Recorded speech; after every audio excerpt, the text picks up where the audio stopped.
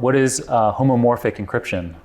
Okay, that's a very good question. So homomorphic encryption is a type of encryption with a special type of properties. It's actually really beautiful and very elegant. So basically, the idea is normally with a normal encryption algorithm, you take a plain text X, you generate an encryption, a ciphertext of E of X. E here just stands for encryption function, E of X.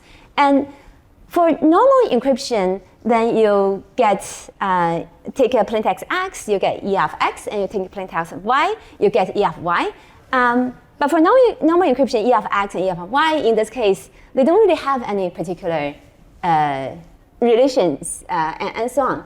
So, but with homomorphic encryption, what happens is that it enables a certain relationship between a certain mapping between the plain text and the ciphertext, in the sense that, for example, if I give you plain text X and the ciphertext E of X and plain text of Y and E of Y, then in this case, we say it's additively homomorphic if then now I can compute X plus Y, the encryption of X plus Y, which is E of X plus Y, from E of X and E of Y. In this case, you can say it's addition of E of X and E of Y in the ciphertext domain. Okay. So that's additive homomorphic encryption, and similarly, you can do multiplicative homomorphic encryption as well if the multiplication relationship holds as well.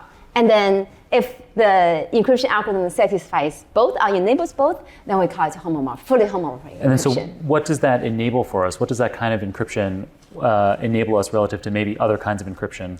That's a great question. So with this capability, what you can see then is quite amazing. So basically, if I'm a user, I'm holding a plain text X, and then I can generate the encrypted version, the ciphertext E of X, and if you are the server, you are the program, and then basically from my encrypted data, then you can do all sorts of computation. I see. So then essentially you can compute on private data without seeing it. So you can enable computation over encrypted data. So in the meta, to keep going with the meta example, you can have private information that users have about sociodemographic characteristics, and that can stay private to them by using homomorphic encryption. That so then just the homomorphically encrypted information gets sent to, say, Meta, and they can perform some computation on it and then give some API response back without ever having actually seen the private data. Yes, exactly. So in fact, actually there has been research done in the space where you can use this type of technology. So for example, if you want to evaluate over a machine learning model, but without letting the model to actually see the plain text of the input, you can send an encrypted version of the input, and then by using homomorphic encryption, you can then basically evaluate the model, compute the inference on this encrypted data, and then in the end send the encrypted inference results to the end user, and the end user can decrypt it and learn the actual inference result. Nice. So however, there is a catch to this. So that's why in our work with Meta, we have to combine all these different technologies. Is because fully homomorphic encryption today, it's a great technology. It's really beautiful, but it's still very expensive, especially when you want to compute over a really large amount of data. I see. And for example, the example that I just gave, if you want to evaluate over over encrypted data for this machine learning model, even just a small model, it can take you actually a very long time to do this. So then in the end model fairness assessment work, our goal is to actually be able to do this computation over like millions of users. And so we need a more practical solution, a more efficient solution. So that's why in this case, we also combine secure multi-party computation. So with secure multi-party computation, in this case, you have multi-party computation. Multi-party computation. Right. So with fully homomorphic encryption, you are the server, and there's only one entity who can do this computation over encrypted data.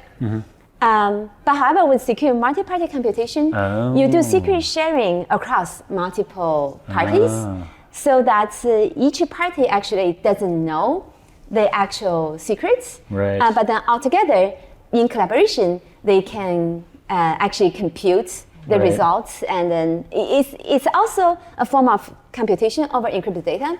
But in this case, the trust model is different. So in the fully homomorphic encryption case, the trust model is that we don't need to actually trust anyone, because as a server, you don't actually see any data, you only see ciphertext. Right. But in the multi-party, secure multi-party computation setting, we need to make the assumption, the trust assumption, that the attacker can only compromise at most a certain threshold I see. of the parties in the group. I see. So an attacker could we can assume that attacker could only compromise certain parties in this multi-party system.